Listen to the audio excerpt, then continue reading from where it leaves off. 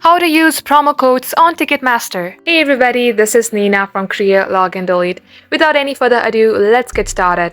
Open up your Chrome application and at the top search bar, type in www.ticketmaster.com and make sure that you are logged into your particular account. And now let's find a concert to redeem our gift card. Choose your concert, choose the number of tickets that you would like to purchase, and then tap on Add to Cart.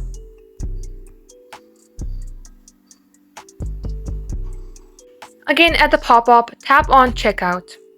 Now at the checkout page, tap on Add Credits/promo codes. Likewise, enter your promo code at this box, and if your promo code is valid, you will be able to get a discount. And just like so, this is how you will be able to redeem your gift card. That will be the end of today's tutorial. Thank you for watching, and if you found this video helpful, then do give it a thumbs up and we will see you in our next upload.